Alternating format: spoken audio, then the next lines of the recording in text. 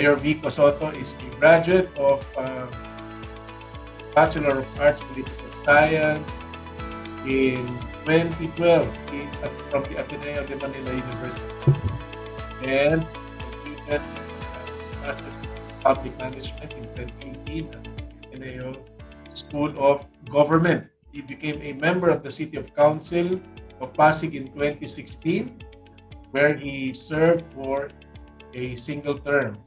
As a city councilor, he championed the passage of ordinance on citizen participation, as well as freedom of information, which was the first local legislation of FOI Metro Manila. Freedom of Information, FOI. In May 2019, he was elected as the mayor of Pasig City. He is well known for his strong advocacy and programs on good governance through people's participation and empowerment, transparency, and accountability. This year, Mayor Vico was recognized as one of the 12 recipients of the International Anti-Corruption Champions Award by the United States Department of State.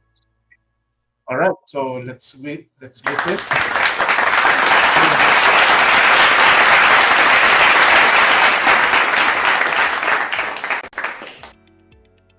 Isang mapagpalang araw sa ating lahat to the Alliance of Philippine Partners in Enterprise Development or APEN, to the leaders who are attending this leadership conference, to our micro-entrepreneurs. A pleasant day to all of us.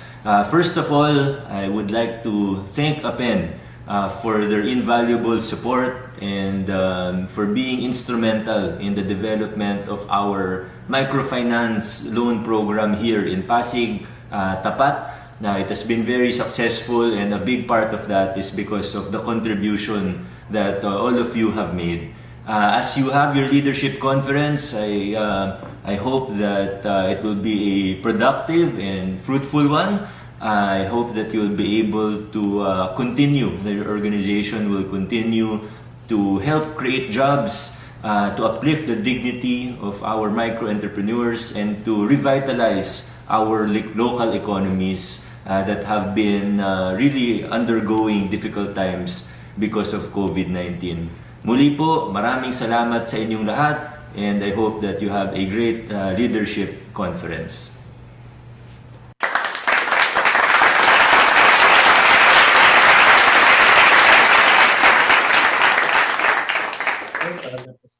All welcome.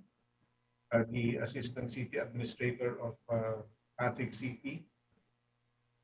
He is Attorney Diego Luis Santiago.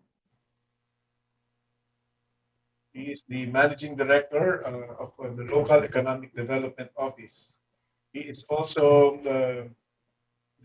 one of the local Economic Development and Investment Officer, also of the City Government of Pasig. And a brief about Attorney Diego Luis Santiago. Attorney Diego is a graduate of the Ateneo Law School. He began his career with the prestigious Accra Law Firm and the Supreme Court as a court attorney. Attorney Santiago is a Pasigueño since birth. He joined the Pasig City Government to assist in the administration of legal matters. Pasig City's designated Local Economic Development Officer and the Managing Director of the Pasig City Local Economic Development and Investment Office. He spearheads the city's economic development policies, including developing small, medium, and large-scale enterprises, improving the business and local investment climate, and executing private-public partnership programs. He is also the co-chairperson of the economic sector in the Comprehensive Development Executive. He recommends and implements economic policies, including sound competition practices to ensure success for his goal of poverty eradication, and inclusive growth for the Pasigueño and eventually for the entire country. Brothers and sisters, let us all welcome Atty.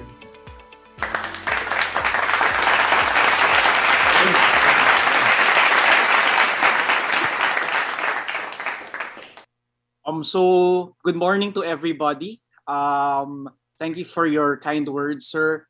It has really been a blessing for me to have been invited here to speak in behalf of Pasig City to talk about our own practices in terms of integrity, brotherhood, and how our Christian faith has assisted and helped us in our public service. I know a lot of you, if not all of you, were expecting Mayor Vico. We're actually in the middle of a 3-day workshop for all department heads. I stepped out to come and give at least our talk.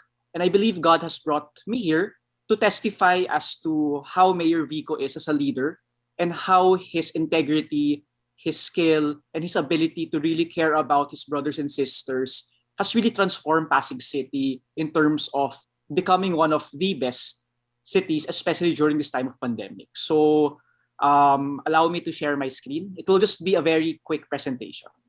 You know, I really believe it's really God's will for me to be able to talk to you now. I accepted Jesus as my Lord and Savior in 2017, and from then on, I have tried to put His will in all I've done here in the local government. It's been very, very difficult. I joined the Pasig City LGU in March 2020. That was the start of the pandemic. Masaya pa nung una kasi walang traffic, and yung trabaho namin really became ensuring na hindi lumalabas sa mga tahanan yung mga tao. But eventually, the challenges really came about. I believe that it was very difficult for all our brothers and sisters here in the Philippines and even globally.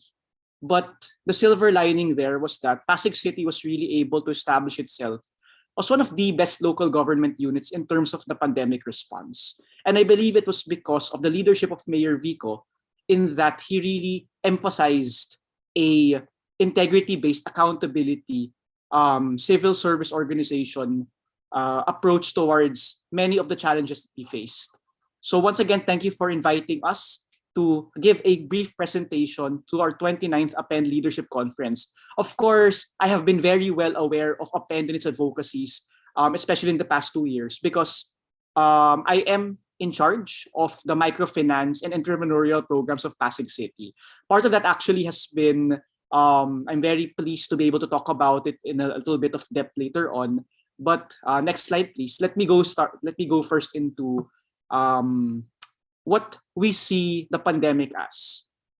Hindi po natin sinasabi na talagang we do not downplay what the effect of the pandemic has been to our countrymen and women.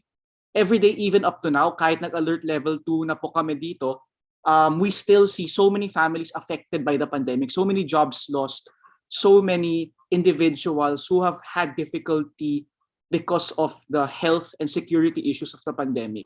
However, we see this as part of our ministry, an opportunity to serve. Allow me to start by mentioning one of my favorite verses, Philippians 2:3-5. Do nothing out of selfish ambition or vain conceit. Rather, in humility, value others above yourselves, not looking to your own interests, but each of you to the interests of the others.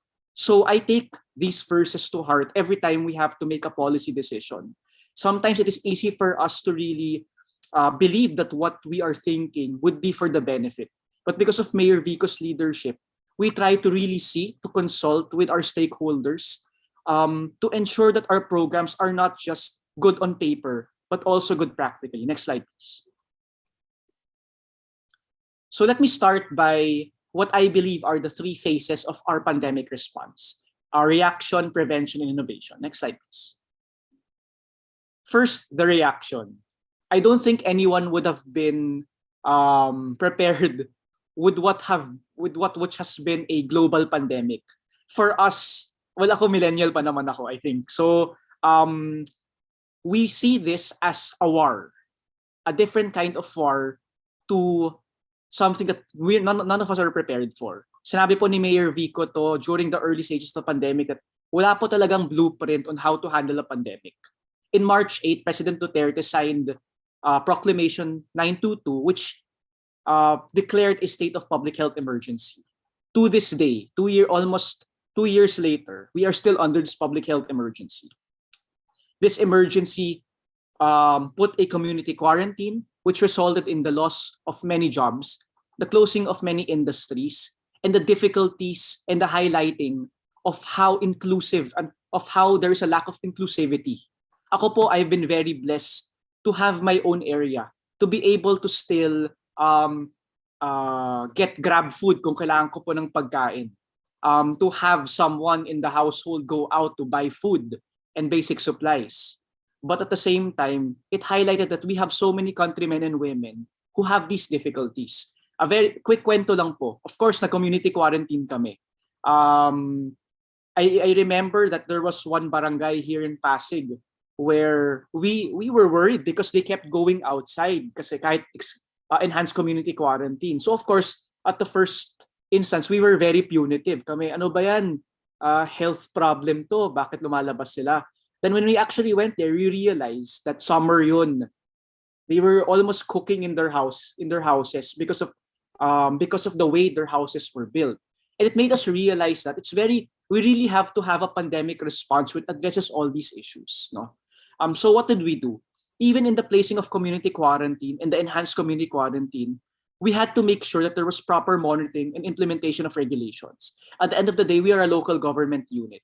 Whatever the national government puts out as a policy, regardless of how we feel about it, we have to implement this to the best of our abilities.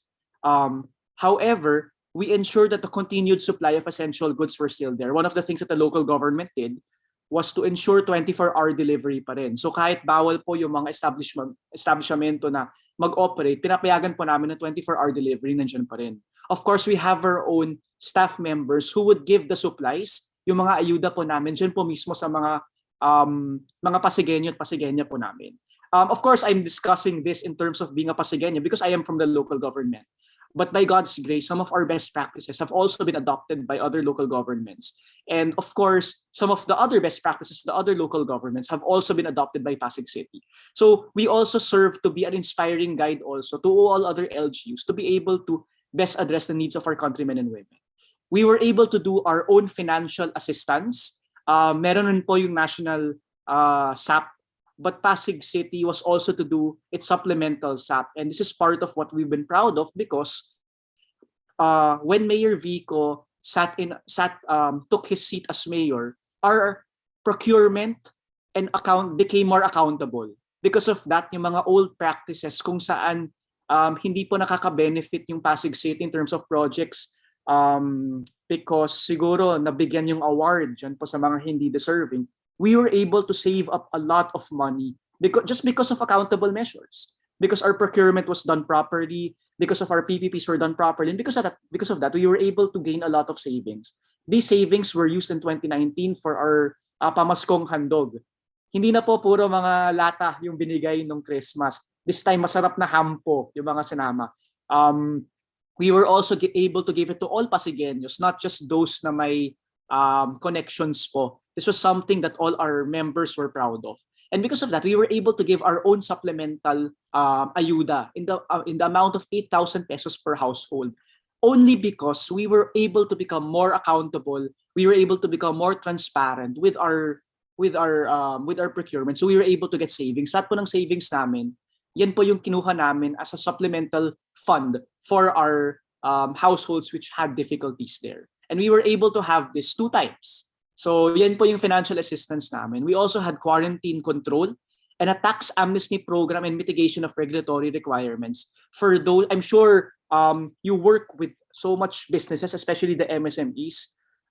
We were able to grant an amnesty. First, an amnesty, then an extension of payment of the regulatory of the taxes due to the city. We also mitigated some of the regulatory requirements. So part of I help supervise our business permit and licensing office, which is now a department, and part of it is the non-requirement anymore of employee health certificate for the rest of 2022. Once again, more of mitigation mechanisms. This might be of interest to you, we had a review of our revenue code and issued an amended code last 2020. We did an entire review of all our regulatory fees. Kasi po, marami nagsasabi na yung mga business, yung mayor's permit sa Pasig medyo mahal eh. Upon our review, we did see that it is a little bit more expensive than the others in other local governments. However, we endeavor to make sure that each fee that would be levied by the city would have a basis. Hindi na po yung parang bakit yung excavation fee na to per square meter 3,000.7565. Parang may ganun pa eh. So parang we wanted to make sure that at least we could justify on why that fee was there. However, we were also able to lower certain regulatory fees. Starting 2021, the garbage fee that is being paid is no longer by square meter but a set garbage fee, for example. And of course, we see this as a big help to encourage our entrepreneurs and our MSMEs to eventually, especially those in the informal sector, to eventually work towards getting that mayor's permit. But of course, I'll get into our development programs that later. Next slide, please.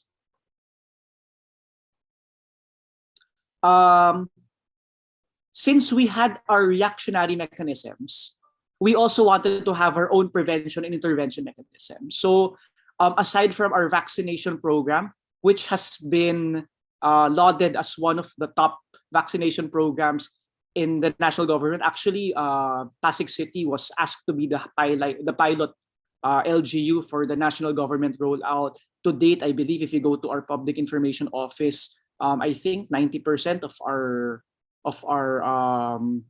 youth will be vaccinated soon, in line for the opening of classes. We had, all senior citizens vaccinated. So our vaccination, we were able to also partner up with a host of private establishments who provided their own facilities. Medical City, Arcovia, Meralco, to serve as vaccination hubs because nakakarami na rin po. We want to get more vaccinations as quick as possible. So we need more hubs for this. We were also able to put up our Pasig Pass for those in Pasig City. Actually, for those in Pasig City, Antipolo, Mandaluyong, and Valenzuela, if you're able to download a Pasig Pass, you can use this to have quick movement towards the city. So we are also able to enter into connectivity agreements with other LGUs so that helpful sa akin to kasi when I go to Shangri-La or Mega Mall, nasa Mandaluyong yan. But because of the connectivity, I can use my Pasig Pass to enter. We wanted to discourage rin kasi the filling up of information every time you enter an establishment. So Pasig Pass was one of our innovations for that. So which was followed by Mandaluyong, by Valenzuela, as one of our interventions. Next slide, please. People's participation. Next slide, please. I can attest to pictures ko yung nagamit eh. Next slide, please. Nakakaya naman. Next slide, please. I can really see that during Mayor Vico's leadership as Mayor of Pasig City, talagang lumabas po yung people participation. It was because of Mayor's mandate that all our projects, all our committees, kailangan may kasamang mga civil service organizations. There would be constant consultations. Every time maglalabas kami ng panukala or mag-draft kami ng ordinance, kailangan po ng consultation with the affected sectors. So we also wanted to ensure that the voice of the Pasigueño would be heard, not even through a channel, not even through an intermediary, but minsan po galing kay Mayor Vico mismo. We put up yung ugnayan sa Pasig, yung usap, kung saan, yun nga, nilabas po yung freedom of information. Kapag humingi po ng ordinance or panukala yung isang individual, kahit hindi po Pasigueño, they write to us, we provide it to them as soon as possible para alam po nila kung ano yung nagagawa po namin dito in Pasig. They want to know their rights and duties as Pasigueños and Pasigueñas. We did have the People's Day, unfortunately, because of the pandemic and social distancing mechanisms. We had to close it, but every Tuesday, binubukas po yung opisina ng Chief Executive para makinig po makinig po si Mayor Vico sa mga concerns ng bawat Pasigenyo. So Tuesdays, this would be for our constituents. For Thursdays, it would be groups po. Next slide, please. So it's a very technical thing, but a big part of our accountability mechanisms has been our bids and awards program and our public-private partnership here in the city. And this is where siguro this is where we see God working. That it adds additional difficulty for us civil servants. Why? Because we can no longer proceed on our own, even if what we feel would be the best policy, because we have to ensure that there is participation by even non-government sectors, by NGOs, by CSOs, by other stakeholders. And at first, ako, syempre, parang, hindi, feel ko tama naman yung sa akin eh. Minsan nagpapatagal kasi yung programa if we have to listen to all these voices eh. But during our coordination, during our discourse with all the individuals in the city, we were able to see points that we would have otherwise missed if not for our participation. So I believe a former member of yours, Sir Galvez, has been very instrumental with our CSO participation here. One example, here in Pasig City, we want to have all our services to be e-based. Gusto po namin na yung business registration and renewal po completely online. Gusto po namin na kapag magbabayad ng taxation or yung real property tax online po, application online. And we wanted to push for this because in our mind, this is our way to stem corruption, to make things easier. But we of course consulted. And during the consultation, we realized there are so many individuals who still prefer the traditional method, especially the senior citizens who would want to come to Pasig City because they may not be as tech savvy. So these are the things which come about during our constant discourse, which would not have been a reality without our People's Participation Program. Next slide, please. Okay, so integrity. Next slide, please.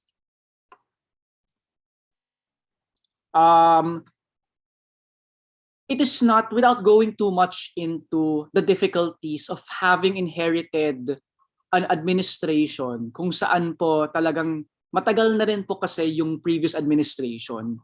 We had to do a lot of organization restructuring and able to ensure that the potential of each organization, each office, department in the City Hall is maximized. Next slide, please. So we were able to put up new offices, which would ensure that our mandate of a people first administration would be really emphasized. So we put an internal audit services offices in order to audit each office to make sure that the potential of each is realized. I am also the OIC of the Local Economic Development and Investment Office. It was the newest office created last March 2021 lang po, kung saan po nakatutok po ito sa mga MSMEs natin, yung mga small businesses to help them grow. Dati po kasi yung Pasig City hanggang registration lang po ng mga big businesses. With the realization of the COVID pandemic, talagang umapaw po yung informal economy po namin. So we have the office here to ensure that we have business development. We have our education unit and livelihood offices and livelihood offices also to have these. Next slide, please. So aside from that, we reorganized and created departments composed of former composite offices. So this would be the Prison Order Department, the Office of General Services, and Department of Veterinary Services. Next slide, please. Our business permit licensing office is now business permit and licensing department. And one of our crowning glories this administration is the Pasig Urban Settlements Office, or yung PUSO, to ensure that affordable housing is given to several of our members, yung mga ISFs po namin. Next slide, please. Anti-corruption. Next slide, please. So Mayor Vico has been hailed as an anti-corruption champion, not only regionally, not only nationally, but also globally. And once again, this is part of his severe integrity and accountability as a public servant, something that he espouses to us also. Talagang hinahanapan niya kami. Whenever we propose a project to him, ako sa masasabi ko talaga, I can testify, Mayor Vico is one of the most difficult people in terms of having to prepare for, because he's very meticulous in asking questions. I have been a private firm lawyer in one of, I would say, the top firms, yung ACRA. I have been in the Supreme Court. Si Mayor Vico po talaga, sa kanya po talaga ako nagpe-prepare ng talagang pinakamasinsinan, because he asks the questions about the program which I would never have thought of myself. So I and the other heads are forced to really prepare. And when we prepare, we make sure talagang pulido yung mga programa, because Mayor Vico asks about all the aspects to ensure na lahat po talagang makaka-benefit as much as possible. And this helps because he's a very hands-on leader. All heads would be really, he needs to know, and he wants to know everything that's happening in all departments po, from the city health to even one of the smaller units such as our EPP program or EC Pondo Pasigueño, which has really helped our leadership as well in the city. Next slide, please. Okay, sige, siguro I will end with what we are personally proud about, our Tapat loan program. And I believe this would be of personal interest to you because, as mentioned by Mayor Vico, the principles of microfinance has really been that in emphasizing how our program has grown. So a brief background lang po. When I entered the Pasig City government, I'm the assistant city administrator. So we had a lot of administration matters. One of the projects that Mayor Vico first gave to me was the economic stimulus program. There was a potential partnership with Mr. David Bonifacio of Access. Actually, Mr. David Bonifacio is the brother, if you're familiar with Pastor Joseph Bonifacio. So the Christian connection was also there. They wanted to give a platform. We wanted to create a program. So me, Sir Mario Galvez, we thought of the tulong at pangpahunang ayuda ng mga taga-Pasig program to assist, to give small loans towards those who were affected by the pandemic. So the small loans are in the amount of 10,000 pesos and 5,000 pesos dyan po sa mga natanggalan po ng trabaho and those who have small businesses who want additional capital. Next slide, please. So ito po yung mga tatlong loan programs namin. We did have a supplemental budget which we used exclusively for this program. We wanted to make the loans small amounts para mas marami pong kami matutulungan. Our vision was to loan these amounts to 30,000 to 40,000 individuals. The loan itself has generous terms. 2 years to pay without interest, and the interest of 3% would only start to accumulate kapag may delinquency after those 2 years. Next slide, please. So I was named the chair here, and one of our innovations here was to partner up with Paymaya. So the disbursement of the loan amount would be completely online. Part of what we try to do here in the Tapat Loan Program is to also increase the entrepreneurial skill and the financial literacy and the digital literacy of our Tapat beneficiaries turned members. So marami po kasi nag-apply dito, yung mga talagang those who have talagang no prior knowledge in terms of financial literacy. Some of them see this as another ayuda, financial aid. What we do is, we know the difficulties of microfinance. We know the difficulties of repayment. Our mode here is to get members who we could at least help develop their business.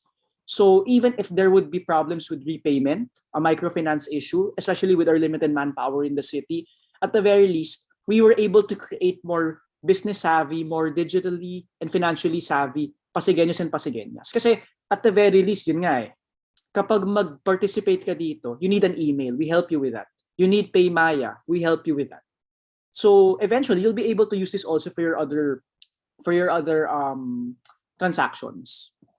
Next slide, please. So di pala ata updated siya. But we have 8,886 new tapat members. So um, these are members who have gone through the process, who have the loan, and not only the loan amount. Each tapat member is now included in our own roster of those who are able to participate in business development programs. So we have existing partnerships with the private sector, with the DTI, na kapag sanabi nila na, ay may programa kami para to give, let's say, marketing training or cloud training dyan po sa mga entrepreneurs. So, sino pwede nyo i-recommend? We recommend our tapat members because we know our tapat members are those who are neophyte startup businesses po talaga. And because of that, and you'll see a testimonial later on from one of our members, talagang from not having a business, nakatulong po talaga yung tapat to give her a more sustainable business. Next slide, please. Okay, so we've been recognized as a Galing Pook top 20 finalist. We're especially proud of this because it is sinabi naman po sa amin at the start na it is very difficult for a loan program to have to be considered in the Galing Pook. For your information, the Galing Pook is the most prestigious third-party awarding of the top 10 local government programs in the entire country. So it's very difficult for a loan program to be recognized here because of the replicability issues with the other LGUs. What we did here was show that it's not even about the amount. It's about any loan. It's about any loan which would bundle up business development programs here for our members. So kahit hindi po yung success yung repayment, because any payment we get back is cycled back anyway into the loan program. Yung success po namin dito is how many entrepreneurs how many applicants who join with no business acumen because of our tapat loan program would eventually become savvy business owners. Yan po yung success indicators po namin, not the repayment, which is why it has been recognized in the Galing Pook. Next slide, please. Okay, next slide, please. So what's the future of microfinance and entrepreneurship? So allow me to end with this slide. But before I do that, I hope you allow me, I'm over time na kasi, but to give 5 minutes lang on how my faith has really helped me through through my service here in Public City. I was especially touched earlier by the opening remarks where we are called to serve and lead. I will be transparent when I say hindi ko po specialization yung microfinance. I knew next to nothing about entrepreneurship when I entered Pasig City. I am a lawyer by profession, and one of the things I quickly realized when I entered Pasig City was that a good lawyer does not automatically make a good public servant. To be honest, hindi naman po talaga law yung talagang atupag ko dito because we do a lot of policy work. Of course, it gives me an advantage, especially when it comes to legalities of programs, but I've had to learn a lot of things from the ground up. And it's been a very, very difficult process. There were times na I would really pray that the burden would be taken away from me because ako nahihirapan ako. There are times talaga na me and my team, and I can see this from a lot of our leaders in City Hall because a lot of our leaders are also new from different backgrounds. And sometimes we are given responsibilities which are far from our core competencies. Ako, mahina ako sa finance talaga. So it was difficult for me. And of course, the pressure that if we do not do well, hindi lang po kami yung ma-affect, but also our constituents. So, but it has really been, we really saw how God has worked through this. Because like ako personally, I did not want this program because it is not something that I am accustomed to. But let me tell you, because of my delving into this, because I was directed by God to take over the reins of entrepreneurship programs in Pasig City. I was able to develop a passion and an advocacy for this because nakita ko how entrepreneurship, microfinance could be the future for inclusive growth here in Pasig City.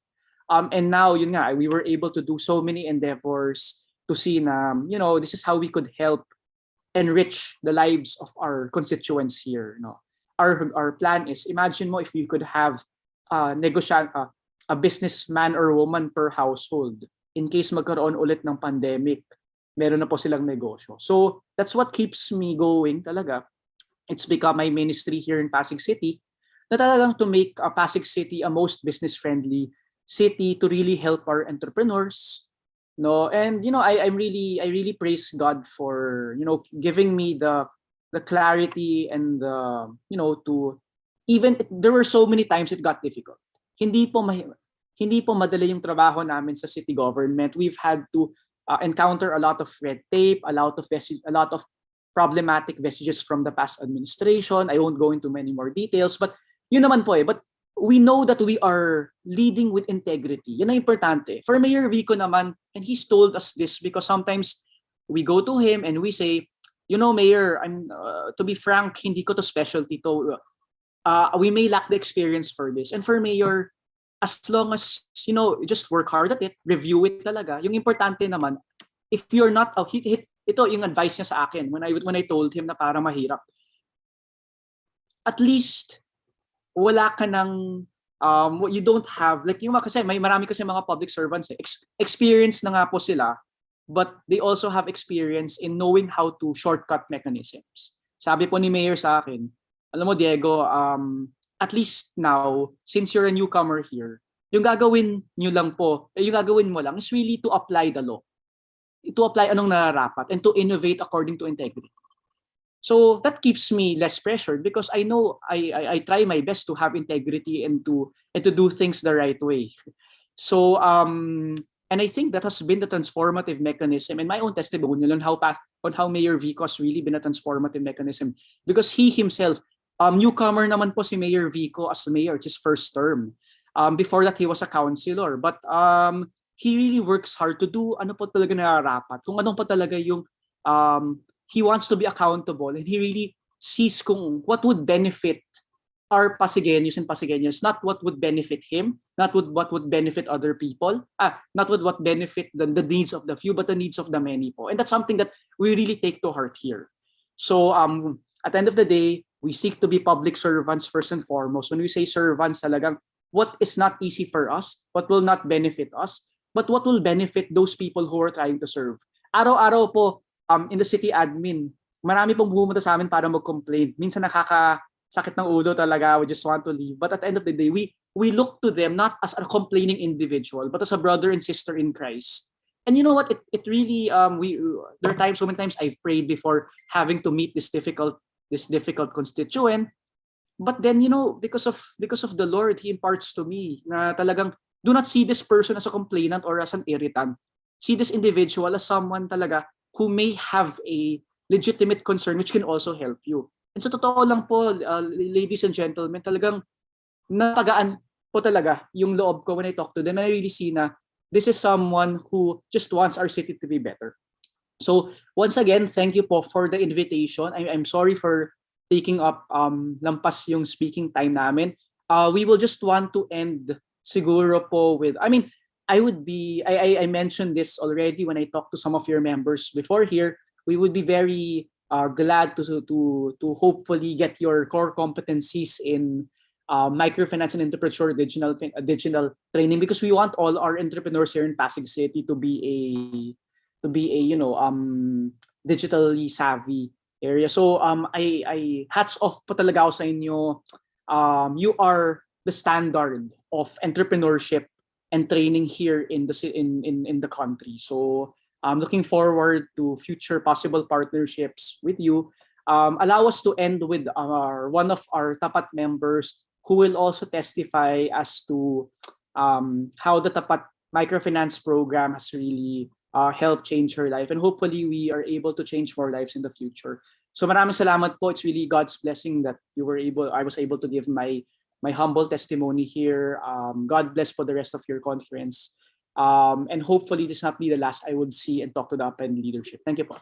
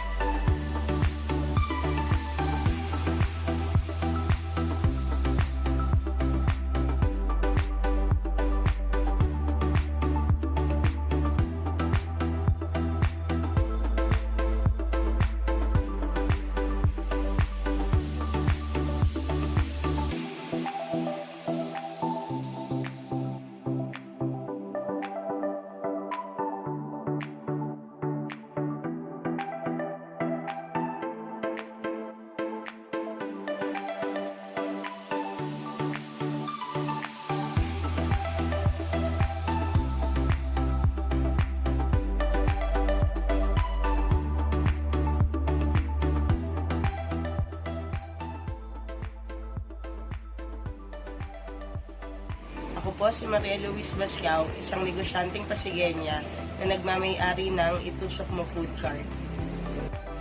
Nais ko pong magpasalamat sa Tapat dahil naging malaking tulong ang kanilang programa para maibangon ko ulit ang aking tindahan na naapektuhan ng pandemya.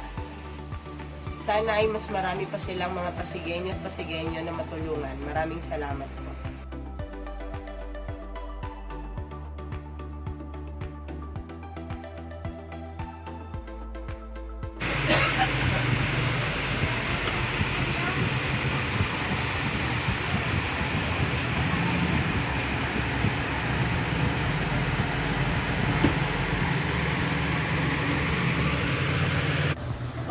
Maraming salamat po sa Tapat Loan. Ito po yung una kong nabili mula sa Tapat Loan. Ito yung pangalawang nabili ko na galing dito sa unang binili ko. So kumita siya ng kumita. So ito na, maraming salamat sa Tapat Loan. Napakalaking tulong po na nagawa niyo sa amin.